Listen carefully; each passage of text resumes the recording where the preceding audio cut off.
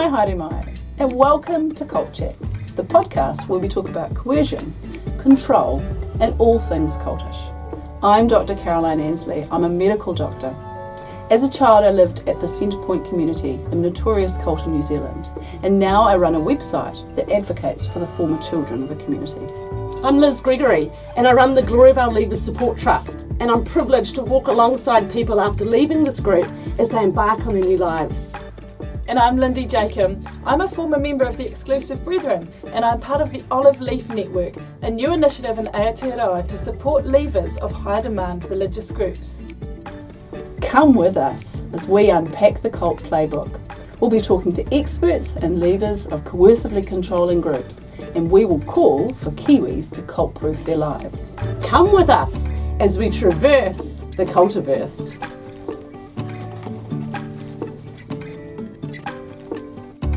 A warning. This program contains references to subjects and discussions which may be difficult for some people to hear. Please take care of yourselves and your whānau while listening. Welcome back everyone to Cult Chat. It's great to have our listeners, and hopefully you might be following along on our YouTube channel as well. Great to have Lindy and Kaz with us, and we're together in the studio, which is a real treat actually, so thanks to Plains FM for the time they give us. We've had a really interesting week. I don't know about you guys. Anything you want to share? Share about what's going on for us? Yeah. I would like to, Kaz here, I'd like to say a little bit about what's going on for me. I've had a medical procedure in the last little while. An operation actually. I'm okay, listeners. Are you viewers? Don't freak out. I'm all right. Are you high on like morphine or anything? No, I'm settling down. I'm settling down. Oh, I just want to talk about something that happened just as I was sitting in the lead up to the operation. I was ready to go, about to get called in. The husband of a good friend of mine, who's a surgeon, came and sat down and started talking to me, and he chatted away about everything, holidays, made jokes, talked about people he worked with, and I was like, all into it, and it was great. It was nice to have his company. And then the orderly turned up, and I got put into the bed, and I was wheeling down the hallway, and I got into the anaesthetic room, and the anaesthetist turned up, and I suddenly realised I'd been cheated of my freak out time. Totally cheated. It's like, was that strategic? Did he plan that? Right. And they do the thing where they inject you and everything out, and you're going out, and I'm like, I never had an opportunity to flip my to sit lid. there and be anxious. I did actually feel quite cheated. Yeah. And was he actually the person who operated on you? He could have, but no, he didn't in this case. Right. It was, well, you have to ask him if that was strategic effort on his part to just come and make some light chit-chat in the weight room. Yeah, well, I didn't realise I was being done over. We'll just ask him next time you need to go for a serious operation to, lay off. Give me more time to spin out, thank you. Better than reading a 4-year-old Woman's Day magazine. Is that what you did this week? No, it's just what you do in waiting rooms. What about you, Liz? What have you been up to? Yeah, it's been a fun week because, we like to talk about our hobbies. Well, I've got this crazy hobby. I like to wield a hammer. A physical hammer, actually, not a metaphorical one. And we like to do DIY. And we like to do it really cheaply. So we're like, I call us, cheap as chips DIYers. So we will be, we can find materials from anywhere, bang them into shape and get great pleasure out of that. So we've got these 2 40-foot containers sitting on our property. And for many years, they've been used to store Doorbell furniture. But it's time to work out of them. We've got 2 staff working on the trust, and our home gets used a lot for professional meetings, so that means I have to really vacuum the house and clean and tidy, spick and span if you've got someone reasonably important coming to your home. So we're going to convert these. Graham and I are going to convert these containers into office space and a meeting hub, and then we're going to allow the Glory of Our Leavers Trust to make use of these. And so Graham and I have launched this project to do it, but we've gone around our friends and family and local community members, and wow, what a response. Businesses donating the timber or the electrical, plumbing supplies, you name it. We've been incredibly blessed. We're very grateful. And so then we've got an amazing group called Mobile Maintenance Ministry, MMM, and they are coming around from all over New Zealand. They assemble and bring builders and people to do renovations on projects that align with their Christian values and their faith mission statements. And so we are so excited because that starts in 5 weeks from now. They come for a month. motorhomes, caravans on site. They bring, the builders bring wives and family, children. Wow. And so they're going to actually park up on our property. And I hope you're not going to exploit these volunteers, Les. oh, It would not- seem ironic. it would be very ironic. And I have breaks made and cups of teas and biscuits and opportunity. Good. No. I have made Under 18 every working. effort to say that this is, Graham and Liz's project. It will benefit the Glory Valley Leavers Support Trust, but in no way are we asking any Glory Valley Leavers to contribute or volunteer. This is actually for them. This is not for them to help us get it off the ground. They can sit on the sideline and shake their They can, pom-poms. but you know what? I've had some of them already say, I'd love to make morning teas, and so we'll let them do that. So yeah, that's a huge project, and we just launched a Give a Little page because some things cost money, and so yeah, we're busy knee-deep actually in trying to get that project, and I'll take time off work to do it because it is a personal project, but yeah, we can't wait for the advantages it will afford us in our lives, even having this separate space to work out of. Can you beat that, Lindy? No, you're going to come screeching in towards the end of the year with burnt out tyres and things, aren't you? I mean, Yes. I can't believe that's all I'm thinking about is that, wow, Christmas is just around the corner. We're cruising into it really fast. Anyway, we're excited about the upcoming podcast episodes that we've got before then. You haven't told us what you did. You have a funny story of the week? No, I don't have a funny story. Yeah, I have been, the thing of interest that has been on my mind has been the current High Court case where the Jehovah's Witnesses have been contesting being included by the current Royal Commission of Inquiry into Abuse and Care in New Zealand, and that is the topic of today's episode. Right. So The J-Dubs in the High Court. that's right. And yeah. Lindy went along and sat hours sitting in a courtroom. I know that feeling. Yeah, I didn't stay for the whole time, but I got down every day and it was absolutely fascinating listening to the arguments that the Jehovah's Witnesses were putting forward, and the lawyer acting for the Attorney General for the Royal Commission were putting forward in response. So it was really interesting. Amazing. So you've interviewed a couple of people. That's right. Yes, we've interviewed Shayne Mechen, who is a former Jehovah Witness elder. He was born and raised in the group and kind of rose through the ranks and became an elder where he served for a number of years before leaving not very long ago. And also interviewed at the same time Rachael Jackson, who was recruited as an adult and joined the group for I think about 22 years before leaving also not very long ago. So two very interesting people who have had quite extensive experience with the Jehovah's Witnesses organisation in New Zealand. So it was fascinating to hear their take on it, and they've been following the seeking to be exempt with great interest. So and they're really interested in the outcome of the Royal Commission of Inquiry into Abuse and Care. Yes, they are. Both of them are involved with supporting former Jehovah Witness people. Shayne Mechen actually runs a Facebook group called JWs for Justice. Internationally, there are many groups and organisations for supporting former members of Jehovah Witnesses, but in New Zealand there's not a formal entity as such. But yeah, there's a Facebook group for anybody out there who's a former JW who might be listening to this. Check out the page JWs for Justice because Shayne regularly posts news articles or items of interest there.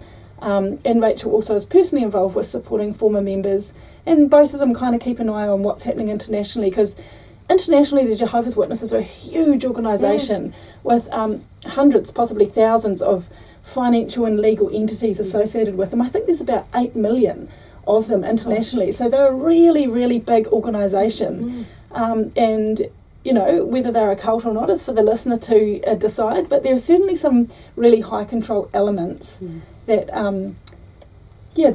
Everyone's heard about the blood transfusion one, for instance. yes, that's right. Yes, That's and one I'm and familiar the with. door knocking. That's a very strict requirement of members. Or letter writing, as it was during COVID. Oh But yes, they're letter back writing. to door knocking now. Yeah. Do you know something amusing? Yeah. Our first time that we launched Cult Chat, like episode number 1, it was going live 1 p.m, like Plains FM, it was a Tuesday, and in the few minutes sort of leading up to it, I was, making sure we were going to be getting ready with our social media posts, and my husband was in his office, and the doorbell rang, and I've got 10 minutes till 1 o'clock, and I'm getting excited, and there's these 2 ladies there, looking suspiciously like Jehovah's Witnesses, and they were indeed, and so they handed me some literature, and I said, "Oh, are you Jehovah's Witnesses?" And they said, "Oh, yes, we are." I said, "Oh, I would so love to chat with you." I said, "Honestly, I really can't. But look, my name's Liz Gregory, and I run the Glory of Our Leaders Support Trust, and I help people leave that group." And they said, "Oh, yes, I thought you looked familiar." And then I said, "Look, I would love to talk to you." I said, "But I really honestly don't have time. Actually, I'm about to launch today with my friends a podcast called Cult Chat." And, there are actually parts of the Jehovah's Witness belief that really concern me that maybe you should consider listening to this episode today. And what did they say? One of them kind of jumped back like, "Really?" And I said, there are parts of your doctrine I'm really concerned about. Shunning is a very harmful psychological practice, and often high control groups or cult groups actually use this mechanism. I said, so I actually have a concern about the Jehovah's Witness religion, that you are, a culty kind of group, and perhaps you might be interested in listening to that. And, but I would love to chat, but I really can't. And so with that, they left, and I suspect they won't be knocking on my door again. Oh, how interesting. Yeah, you might have a wee black mark next to your name here. What do you do when you've got 1 minute to Yeah, not much. Well, you don't answer the door, Liz. I'm amazed that you managed to get that much out. I wouldn't have answered the door. So we have got an hour and a half or so of conversation to come that you, Lindy, had with Shayne and Rachel. Because it's such a good conversation, we've split it into two, and it's going to be played out in 2 episodes. And we really encourage listeners or viewers to watch the episodes back to back. Because most of our actual break discussion or commentary on it will be at the end of the second one, so it'll make a little bit more sense. Yeah, that's right. So in the first one, we're going to introduce Shayne and Rachel and hear a wee bit more about who the Jehovah's Witnesses are and their doctrines and beliefs, and kind of set the scene. And then in the second episode, we'll dig more into the arguments that were happening, that were rolling out in the High Court. So do listen to both, and we look forward to seeing what unfolds. Fantastic. So why don't we sit back and let's listen into the interview that Lindy did with Shayne and Rachel.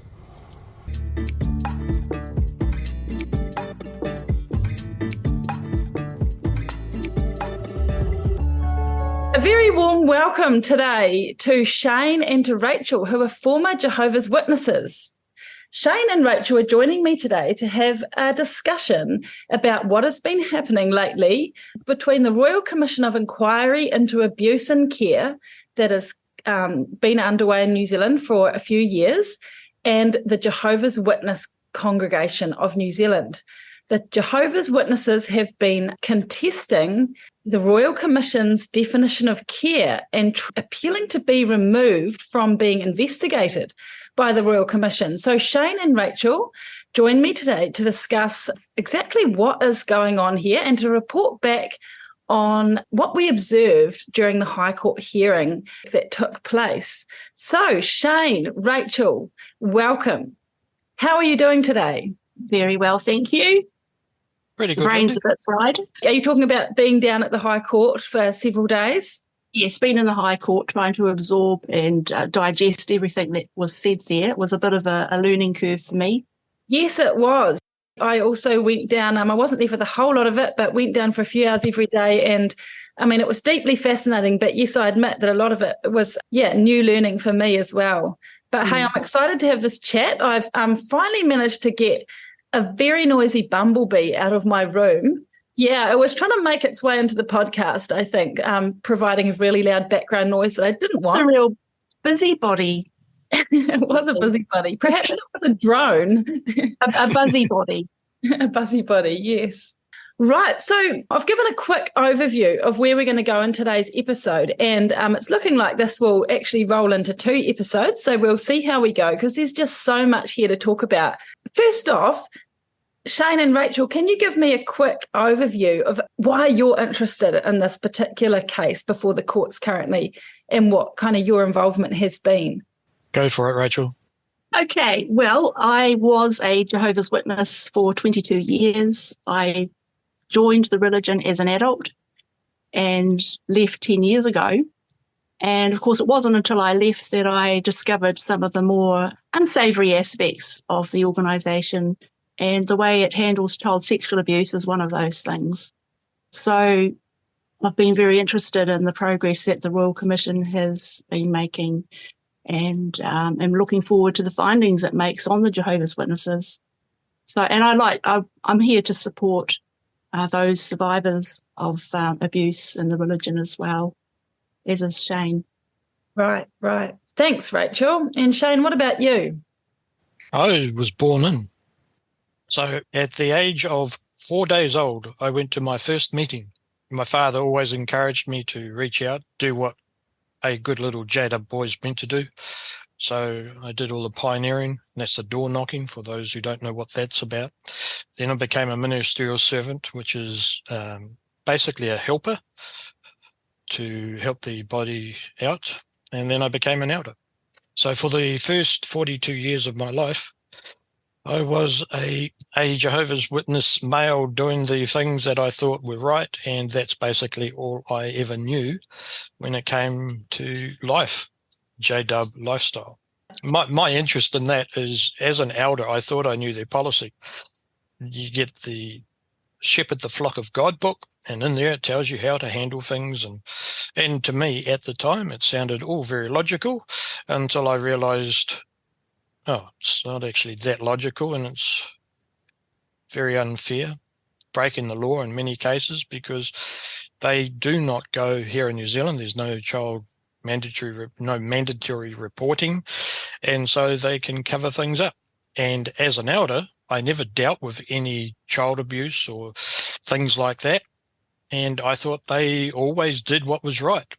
It wasn't until the Australian Royal Commission that somebody said they protect pedophiles, and I went, no, they don't. I started looking into it, so I gave myself permission to actually look into that. And then I found out, oh, they do protect them by not reporting them to the appropriate authorities. And so it was from that point on, 2018, that I realised that I needed to do something. And so along, like Rachel said, we're both doing things to not only educate New Zealand, but we also want to support the victims and help them out where we can. Right. Thanks, Shayne. And you are one of the moderators for a Facebook group called JWs for Justice, aren't you? A New Zealand-based. Well, it's a page, so we put up every article, because no matter where you are in the world, if it's Jehovah's Witnesses, it's run from basically one area, and everybody has to follow those guidelines that they give. So it's a sort of New Zealand-based page there, but there are multiple other sort of support groups internationally, aren't there, for former JWs? But I guess if we take a step back, I mean, I've never been a JW. I don't know much about them. Can you guys give me a bit of a quick overview of who the JWs, what's their formal name? What kind of numbers have they got in New Zealand? And what are their core beliefs? I had to do a little digging for you on this, Lindy. I didn't actually know a great deal about the history of Jehovah's Witnesses in New Zealand. But they do go back to 1903, when the first two arrived in New Zealand. At that time, they were called Rachaelites, because they were followers of the guy that started up what eventually became the Jehovah's Witnesses. They grew in numbers. They were actually under ban in 1940, and through the Second World War, they were in detention camps. Why's that? I guess it was perhaps their politically neutral position. Right. But they were seen as a subversive group and a danger to the public. So that ban was lifted, though, after the war. And it was in the 1930s that the name change was to Jehovah's Witnesses. Before that, they were called the International Bible Students. In the 30s, the second president changed the name to Jehovah's Witnesses. So they've been here since 1903, really. Okay, interesting. And then the formal title, I believe, that was on the statement of claim, I hope I'm right in saying this, that they now give for themselves is the Christian Congregation of Jehovah's Witnesses Australasia, which I just thought that was interesting as well, because it seems to be, in my view, a pattern with a few other groups that have traditionally not been seen as mainstream faith-based groups that they are now intentionally using words like Christian and congregation in their titles to try and, I guess, help with the public perception of trying to accept them as being, a mainstream church, perhaps. Yeah, that's an organisation that they use to pass things down. So while they do that, it has very little power. It's an organisation that they call a conduit between the governing body and Jehovah's Witnesses in Australasia. Right, the CCJWA, you mean? Yeah. The Christian Congregation of Jehovah's Witnesses Australasia? And right. that's only really been around for very few years. Right, okay. So you're saying that there was a particular legal entity that has been set up specifically, it looks like, specifically for the purpose of being a conduit between state entities and the rest of the kingdom halls or the local sort of Jehovah's Witness bodies. Is that what you're saying? Well, to the branch. Sounds about right. And then the branch hands it down to the congregations. Right, okay. Because it can get quite confusing actually with some of these groups when they've got dozens, if not hundreds, of different sort of entities and local bodies. Like I think I overheard the judge at some point, I think, say that there were 170 different Jehovah's Witness congregations in New Zealand alone.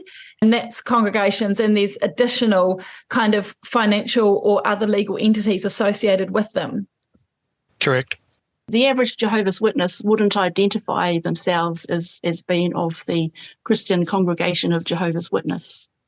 They just say they're one of Jehovah's Witnesses. Okay. The letters and all the official documentation and letters to bodies of elders and things, they come through with that sign off, Okay. the Christian congregation of Jehovah's Witnesses.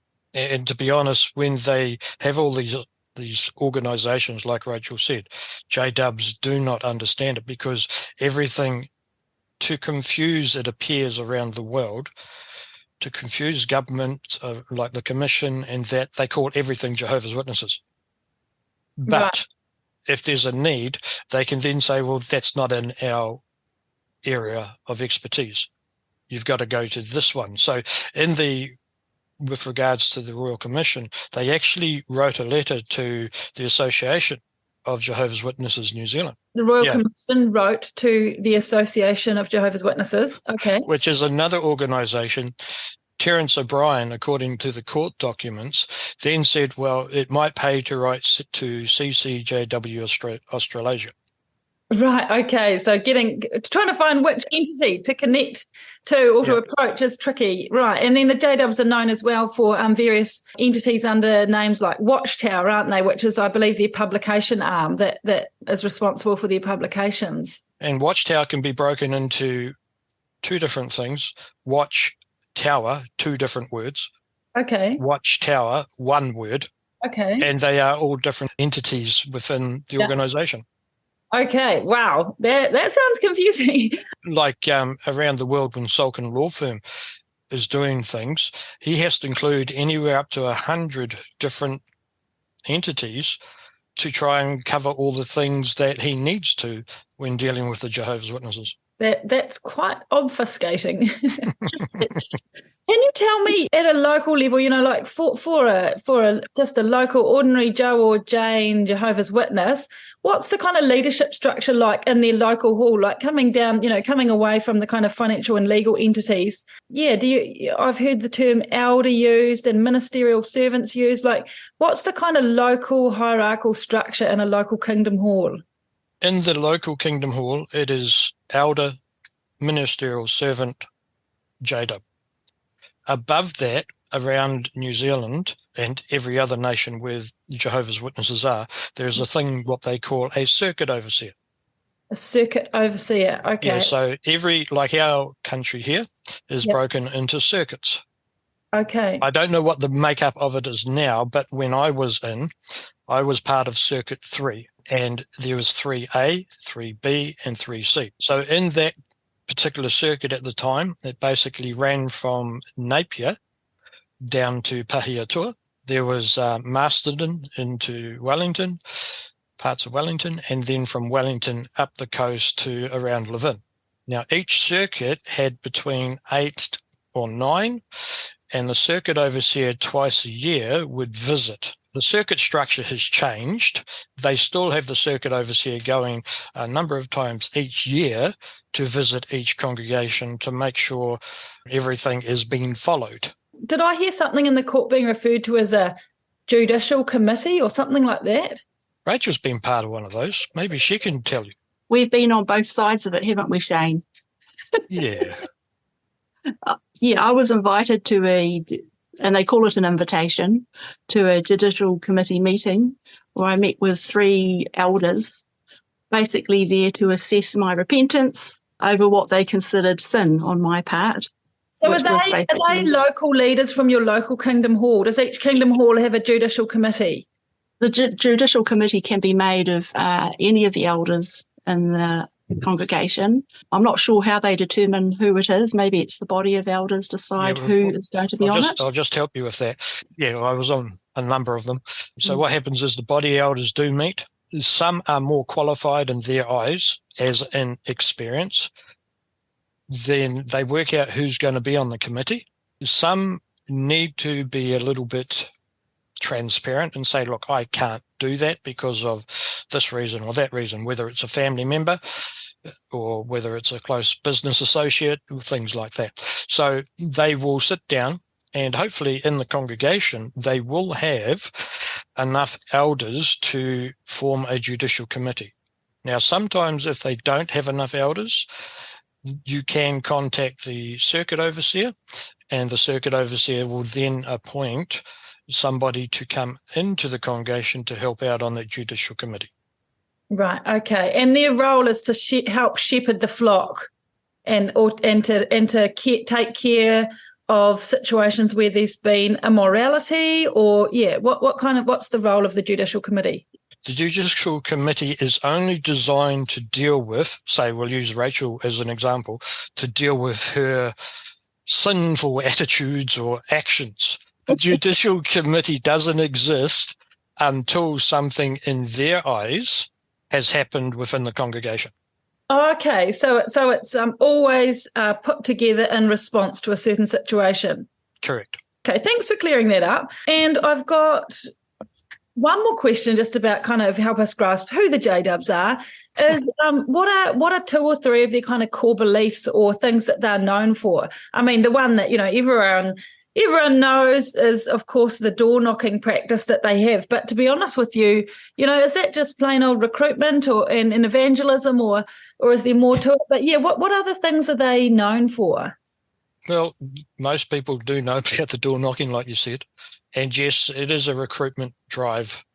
At their meetings, encourage Jehovah's Witnesses to follow the script that they're given, or put it in their own words, and go knocking on the door.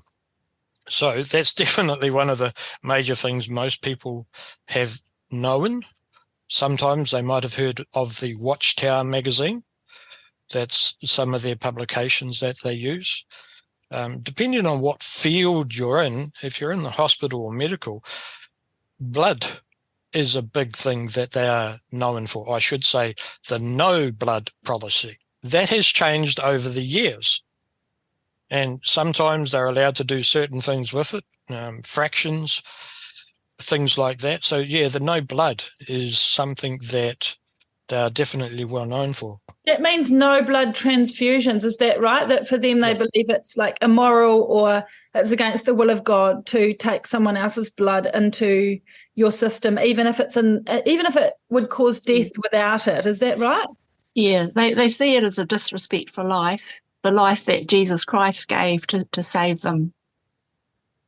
So they see accepting blood as not exercising faith in the blood of Jesus Christ. Oh, okay. And so do they not donate blood either? No.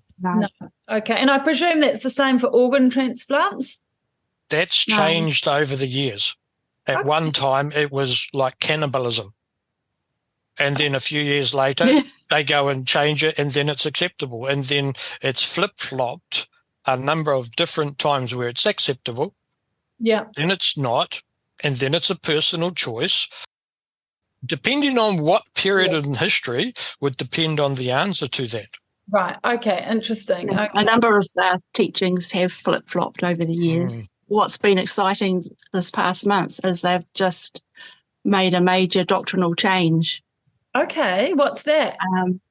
It's probably a bit much to get into now, but they go backwards and forwards on things. But some of the other, beliefs of Jehovah's Witnesses, if you want to know those, they're teaching that we live in the last days from 1914, and that very soon the Great Tribulation will be here, and Armageddon, which is God's war, where he'll destroy all people who are not Jehovah's Witnesses.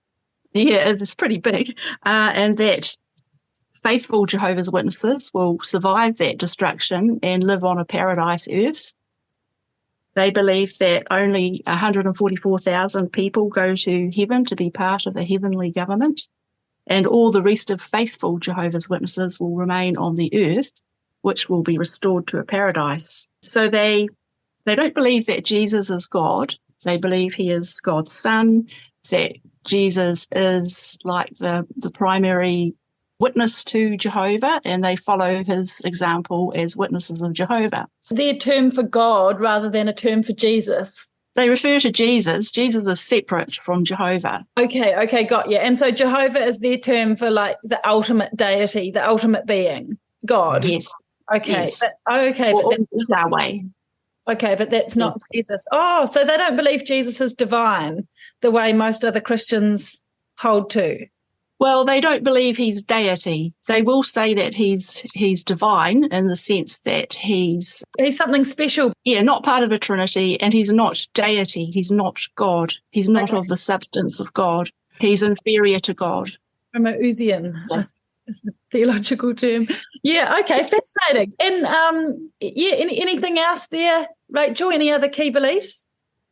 Oh, another major, very, very major one is their belief that Jesus Christ turned his attention to the earth in 1914 and selected a small group of men who happened to be Jehovah's Witnesses and appointed them as his mouthpiece. It's always important to have male genitals, right? There was actually a major doctrinal change back in 2013, which was the main doctrinal change that prompted my so-called apostasy, which I was called to a judicial committee meeting for. At one point, they didn't have a small group of governors, if you like, because they identify themselves now as governing the organisation. It's a small group of men, 9 at the moment.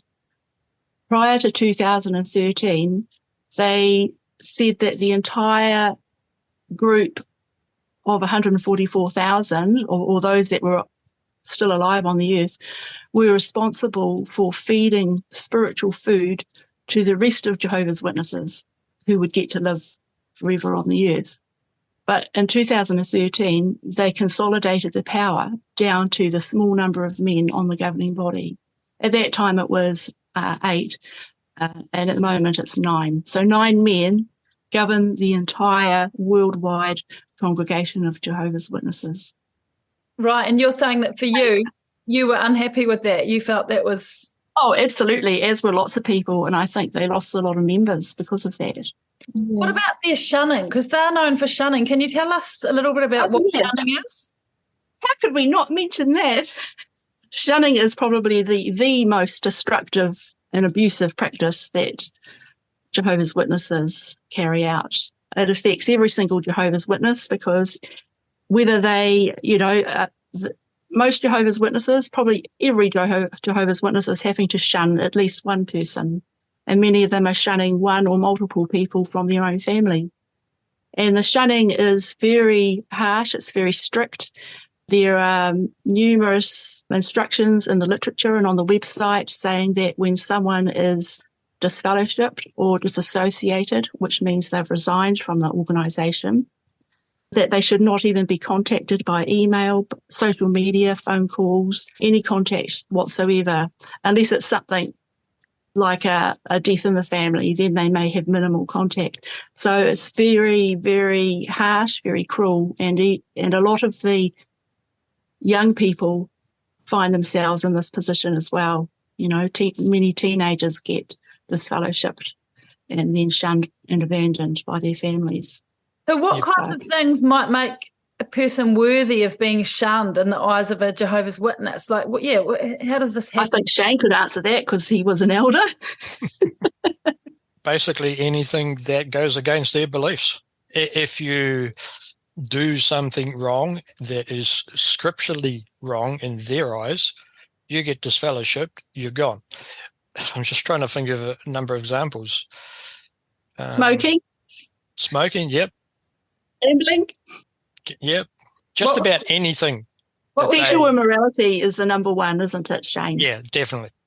Yeah, sexual relations of any type outside of marriage.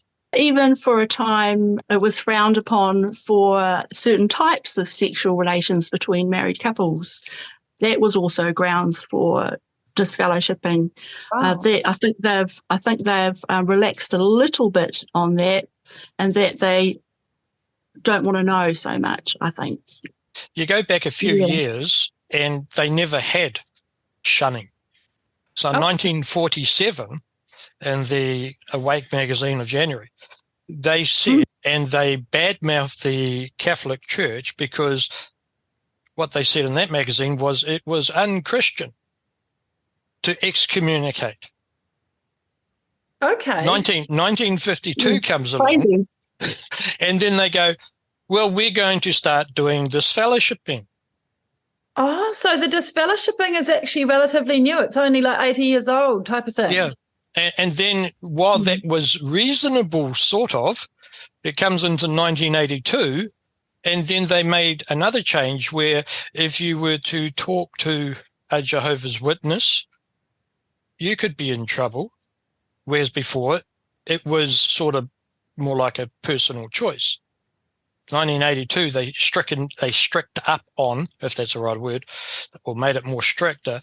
And now you can get into trouble for talking to those ones who are no longer acting or calling themselves as Jehovah's Witness. Oh, so you're saying that around 1982 they made it even more strict by saying that if you talk to a former member, that itself could Could get you in trouble. Yeah, right. And by trouble, so- you could also come under church discipline or be disfellowshipped yourself. Not so much disfellowship, definitely disciplined. So now, and there's a recording out there that if anybody wants to track down, they will hear a JW lawyer in a Canadian court go, we do not shun. All Jehovah's Witnesses know that when something happens, they do not go out of their way to talk to an individual that was once a member. And so the Jehovah's Witnesses will continue to lie about that because they don't want the people on the planet to know that that is one of the things they do. Like in Norway at the moment, they were, by the government, stripped of their approval to be a religion. Now, the Jehovah's Witnesses have decided they're going back to court in January of next year. And so they will battle for freedom of rights in the government's eyes, and yet internally they don't really give two hoots as regards to the rights of an individual to be able to be with their family, all because one of them's not a JW anymore. So I think I'm hearing you say that quite confusing narratives. There's sort of some internal narratives in teaching about how to treat former members, but then it appears like they're giving a different narrative in court or when they're being held to account about how harmful that is. Can I add a couple of things there? You know, in Norway, the Jehovah's Witnesses are still considered a religion, but they are allowed to practice, but they're just not qualifying to get that state funding because of their shunning. I believe the lawyer in Canada, and you can actually find that video on the jw.org website, unbelievably, he stated in court that it was only spiritual communications that were forbidden, that Jehovah's Witnesses could still associate in a non-spiritual way with their disfellowship family members, which was an outright lie even then. There's one third thing I want to add. is that there's a current book in use at the moment called Enjoy Life Forever. It's an interactive Bible study, and it's the book that you see on the literature carts that Jehovah's Witnesses have around the city, on the streets. And it's their main study publication that they offer to the public. And if you turn to lesson 58 in that book, which is 2 chapters from the end of the book, it has a sentence there. The subject of the lesson is loyalty to Jehovah. And there's a sentence there that says, if someone doesn't want to be a Jehovah's Witness anymore, then you must not associate with them. So you couldn't get much plainer than that. So it's not even saying that they have to be disfellowshipped or disassociated, just that they no longer are Jehovah's Witnesses, and through either what they've said or the actions, they no longer want to be Jehovah's Witnesses. Then you are expected to not associate with them if you are being loyal to Jehovah. Wow. So it's very clear. Okay, so shunning is of relevance to our wider discussion about the Royal Commission of Inquiry into Abuse, because former members or those who have been, who believe they've been harmed by the psychological and emotional impact of shunning, believe that it quantifies as abuse, don't they? And absolutely, yeah. Yeah, okay. And so to clarify again for our listeners, because, this is cult chat, and, while we don't necessarily say that certain organisations are or aren't cults, our tagline is cultishness and coercion and control, and those are the types of things that we love to talk about on this podcast. So, yeah, in your view, what are the J-dubs like in terms of cultishness and coercion and control? Like, yeah, in your view, do they have aspects of those kind of 3 things as a religious body? Absolutely. And it comes down to the kind of control exerted by the governing body. And it's because they convince Jehovah's Witnesses that they are actually the mouthpiece of God, that what they instruct or teach comes from Jesus, from Jehovah. So it's like Jehovah transmitting direction down through Jesus to the governing body. So Jehovah's Witnesses wouldn't even think to challenge the governing body, because they're taught and conditioned that to do that is actually challenging God and his arrangements. So that's an awful lot of control that these men have over the members. Yeah. Just to add to that, in the recent watchtower that they study at their meetings, it's not a new point, but they reinforced, regardless of what they say, you must follow. Interesting. So if they put out a doctrine or whatever it is, if they don't follow, that will bring them into whether they're a very healthy spiritual J-dub or not. And if they don't follow that, they are looked down upon. It's kind of crazy, Lindy, because they, on the one hand, they say we are the channel of God. We receive direction from God through Jesus and give it to you guys. And then on the other hand, they say we are not infallible. We are imperfect men. We err in doctrinal and matters and organisational matters. Yet they expect the members to follow them without question. And it causes cognitive dissonance, because you've been told 2 different things. And just recently, in the annual meeting that they had in October, one of the governing body members gave a talk, because as I said earlier, they have just released some major doctrinal changes. And he actually said that they don't need to apologise when they make changes, because Jehovah reveals things in his due time. So they were kind of putting the blame on God, you know. I'm laughing because in the Exclusive Brethren, or the Plymouth Brethren Christian Church from which I'm from, they do some very similar things. They had a phrase where they said, the Lord has moved on, and it turned a corner, sort of convenient phrases to justify sudden changes. The Jehovah's Witnesses expression is new light. There's new light, progressive revelation. Except it's more like the dimmer switch getting brighter and then darker and then brighter again and then really bright and then really dark. And as Shayne was saying before, they flip-flop on a number of doctrines. And a lot of these doctrines and teachings have major implications for people's lives, like what we were talking about, the organ transplants and blood transfusions.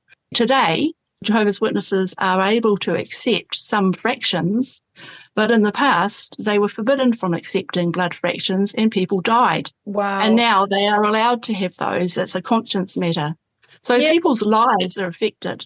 In our second podcast, following on from here, we, the three of us, will dig more into the arguments from both sides that were given in the High Court case. But one of the things that the JW, the lawyer acting for the JWs, said was, why does the Royal Commission want to know about our doctrines and our religious beliefs and practices? Because the Royal Commission had been asking for those kinds of things. And they were saying, oh, this is overreach. Why do you want to know about those things, not just if we have cases of abuse and care? The answer back to that is, I mean, it's as clear as anything to me, because you can't have religious doctrines and beliefs without them having everyday real world effects. And so it's incredibly important to look at a group's religious beliefs and practices because, yes, they do impact day-to-day ordinary lives of their adherents.